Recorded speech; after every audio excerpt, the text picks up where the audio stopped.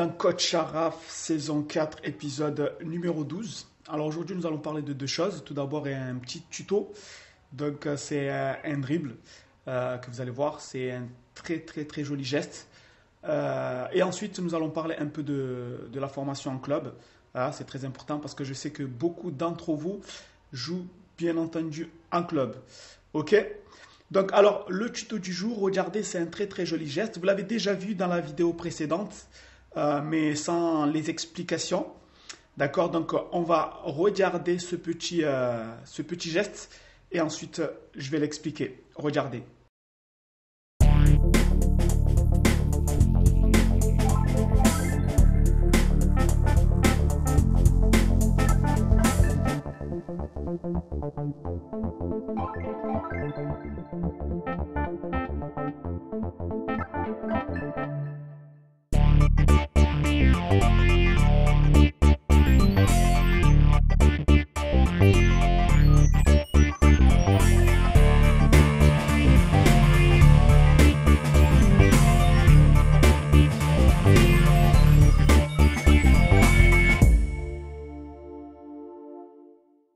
Donc, comme vous voyez, ce geste se fait en 3 étapes. Premièrement, je tire le ballon vers moi. Donc, je pose la semelle sur le ballon, bien entendu. Donc, je le tire vers moi. D'accord? Ça, c'est la première étape. La deuxième étape, je vais poser le pied. Et en fait, je veux me faire un petit pont. C'est ce que j'appelle un auto-petit pont. Donc voilà, comme vous voyez, donc ça c'est l'étape numéro 2 et l'étape numéro 3, bien entendu. Je me retourne pour poursuivre mon action. D'accord? Donc regardez, je tire le ballon vers moi, je pose la semelle du pied sur le ballon et je le tire vers moi. Ensuite, je pose le pied pour me faire un petit pont. Et ensuite, je me retourne le plus rapidement possible pour poursuivre mon action. Donc comme vous le voyez, le joueur ne voit rien du tout. D'accord? Donc, c'est un très joli geste à apprendre d'urgence parce que c'est un geste qui peut vous permettre d'éliminer n'importe quel joueur, comme vous le voyez.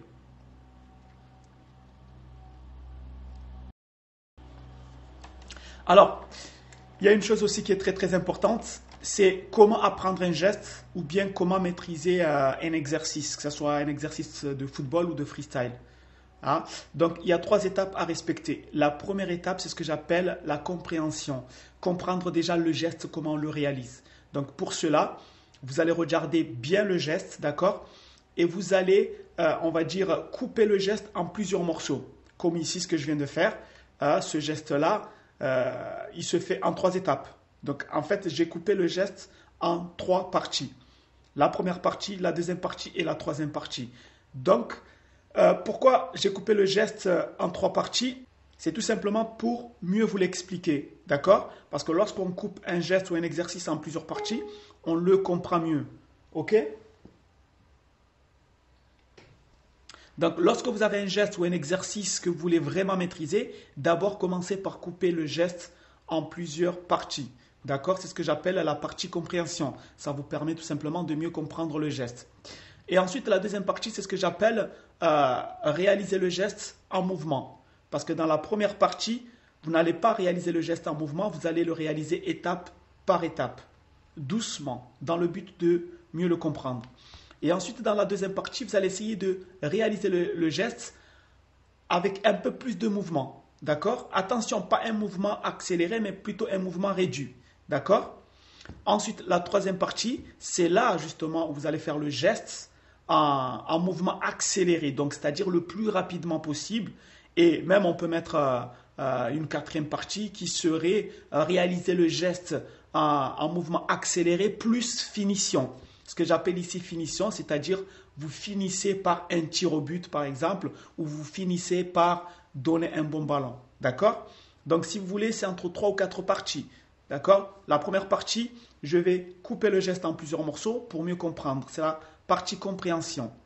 La deuxième partie, je vais réaliser le geste en mouvement réduit, bien entendu. Et la troisième partie, je vais réaliser le geste en mouvement accéléré. Donc, je vais essayer de le réaliser le plus rapidement possible. Et si on veut la quatrième partie, ça serait la troisième partie plus la finition. C'est-à-dire, je vais réaliser le geste en mouvement accéléré et ensuite, je finis par une frappe ou bien par une passe. D'accord?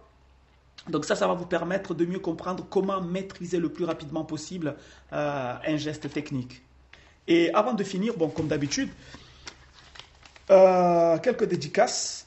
Donc, dédicace à Wassim. Wassim qui habite au Maroc.